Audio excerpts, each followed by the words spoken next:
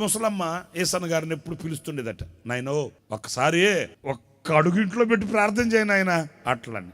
మీకు అర్థమవడం చెప్తున్నా. ఒక్క అడుగు ఇంట్లో పెట్టిన ఆయన అంటే అన్న సరదాగా అనేవాడట, వస్తే 2 అడుగులు పెట్టి ప్రార్థన చేస్తాలేమ్మా, ఒక్క అడుగు అక్కడ పెట్టేది ఏంటి, ఒక్క అడుగు ఇంట్లో పెట్టి ఒక్క అడుగు కారులో పెట్టిదా అట్లా అంటే, నాయనో అమ్మో నువ్వు చమత్కారంగా మాట్లాడతావు, నువ్వు రా నాయన ఒక్కసారి ఇంటికి, నీకెప్పుడు కనబడినా ఆమె అదే మాట, ఒక్కసారి రానైనా ఒక్కసారి. సరే ఒకరోజు ఆ దారిని వెళ్తా అరే ఇక్కడ ముసలమ్మ ఉంది కదా, ఎప్పుడు ఒక్క అడుగు పెట్టు అంటుంటుంది, వెళ్ళి ప్రార్థన చేసి వద్దామని వెళ్ళేవాడు. వెళ్ళకుండా బస్సు దిగి బైబిల్ పట్టుకుని సూరమంట కాలనీకి వెళ్ళాడంట. చెప్తాను అసలు సంగతి ఏనండి. కాలనీకి ఆ ఇంటి ఆ చివరిలో, ఆ సందులో, ఆ గొంతులో, ఆ చివర ఇల్లు, ఆ సందులోకి వచ్చి వెళ్తుంటే ఆమె అదుగో ఆ సందు చివరి నిల్చొని ఉందంట. ఒరే మన మరెమ్మ గారే కదా అనుకున్నాడు. సరేనని ఉసూరుమంట వెళ్ళాడంట. దగ్గరికి వెళ్ళేసరికి ఆ అమ్మ అటువైపుకి తిరిగి, మరెమ్మ అటువైపుకి తిరిగి బండ బూతులు తిడుతుందంటండి. బండ బూతులు అంట. అవి కూడా మన ఇండియా బూతులు కాదు, ఇంటర్నేషనల్ బూతులు. ఈ ఇంటర్నేషనల్ బూతులకి వాయా వరస ఉండదు. ఇక అయ్యా బాబోయ్ సృష్టికర్త ఉన్నట్టుంది, కొత్త బూతులు సృష్టిస్తుందంట అక్కడికక్కడే.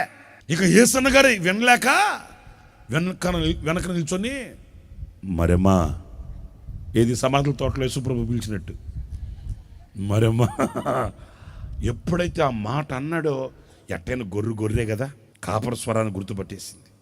అమ్మో అని వెనక్కి, నాయనా నువ్వెప్పుడు వచ్చావా? ఏసన్న గారు అన్నాడట, నువ్వు స్టార్ట్ చేసినప్పుడే వచ్చాను మరెమ్మ, లేకపోతే చూడు నాయనా ఈ గోడకి 10 పిడకలు దట్టా, ఈ గోడకి 10 పిడకలు కొట్టానాయా, 2 పిడకలు కనిపించట్లే. ఏ దుర్మార్గుడు తీసుకెళ్ళిపోయాడు. ఏసన్న గారు అడిగాడట, ఇప్పుడు ఆ 2 పిడకల కొరక ఇన్ని మాటలు మాట్లాడింది నువ్వు, ఆ 2 పిడకల కోసమా ఇన్ని బూతులు మాట్లాడింది?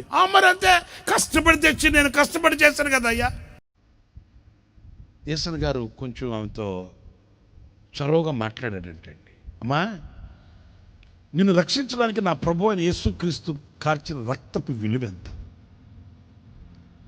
నిన్ను ఊబిలో నుంచి లేవనెత్తడానికి, లోకంలో నుంచి నిన్ను పవిత్రపరిచి పరిశుద్ధపరిచి నిన్ను కడగడానికి ఆయన కార్చిన పవిత్రమైన పరిశుద్ధమైన రక్తపు విలువెంత. ఈరోజు నీవు గోడకి తట్టాను, గోడకు కొట్టాను అన్న 2 పిడకలు, ఆ పిడకలు విలువెంత? ఈ అల్పమైన దాని కొరకు ఆ శ్రేష్టమైన దానిని గుర్తించకుండా మాట్లాడతావా?